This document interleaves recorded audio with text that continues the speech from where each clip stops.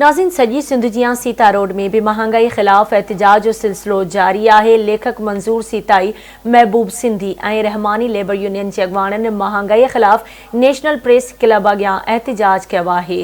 और हवाले से वीडियो लिंक ते मौजूद है राजा एंचन आजी। राजा इन वक्त असां national press club Sita road जे ॿाहिरां बीठा आहियूं, जिते सिंध जे नाले वारे लेखक मंजूर सीताई ऐं रहमानी लेबर यूनियन जे अॻवाननि पारां महंगाई के खिलाफ एहतजाज कयो पियो वञे। अचो त इन हवाले सां अॻवाननि सां ॻाल्हि ॿोल कयूं त उन्हनि जो छा चवणु आहे। पहिरियों त असांजो जेको हेठियों क्लास आहे, जेको पुरियों तबिको आहे, उनजो न सियासत सां वञे, न जेको आहे सो हिननि जे उथल पुथल टाह टूह ऐं भञ टाह सां वञे।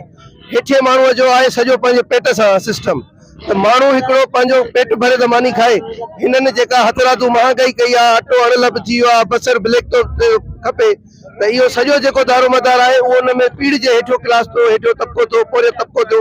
जे मज़दूर जी मज़दूरी नथी वधे, ॾियारी नथी पई वधे, पर महांगाई जो रेशियो जेको आहे ॾींहों ॾींहुं चढ़े थो पियो।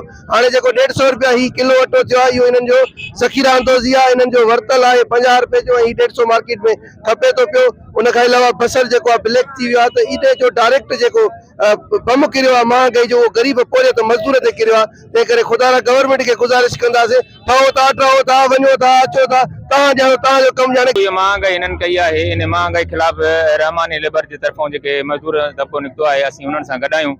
छो जो 50 रुपया किलो खपण वारो अटो ओचितो ई 150 रुपया किलो थिए त मज़दूर माण्हूअ जो त हाँ ई टुटी पवंदो। सो उन जी ही जेके मज़दूर तबिको आहे सभिनि मज़म्मत कई आहे, ऐं अॼु खां अॻु 2 ॾींहं खां अॻु वठी रोज़मरह जे हिसाब सां ही मुज़ाहिरा ऐं रैलियूं कनि पिया त ख़ुदारा हथरादू जेकी तव्हां अघ अटे जा मुक़ररु कया आहिनि, इनखे ख़तमु कयो। हेॾी महांगाई छो था कयो? मां दादू ज़िले जे डिप्टी कमिश्नर साहब खे चवंदुसि त इहा हथरादू जेका पंहिंजे ज़िले में महांगाई आहे, महिरबानी करे इनखे ख़तमु कराए ऐं हिननि ग़रीबनि जो जेको सुध संभाल आहे। त पोरिया त केतिरा परेशान, सीता रोड फाटक ते सुबुह जो साजर अची डिप्टी कमिश्नर अची ॾिसे त मज़दूर केतिरो आहे ऐं हुन सां हालत कहिड़ी आहे। जी, जीअं त तव्हां अॻवाननि जूं ॻाल्हियूं ॿुधियूं, हुननि सिंध सरकार खां इहो मुतालबो कयो आहे त अटे जी हथरादू जेका खोट ऐं मुबैना महांगो थियण खिलाफ़ जेको कदम खयां वञनि, ऐं अटो ऐं जेका ॿियूं ज़रूरी अशिया आहिनि उहे सस्तियूं कयूं वञनि, जीअं गरीब तबिको सुख जो साह खणी सघे। कैमरा टीम सां गॾु राजा एंचना, आवाज़ टीवी न्यूज़, सीता रोड।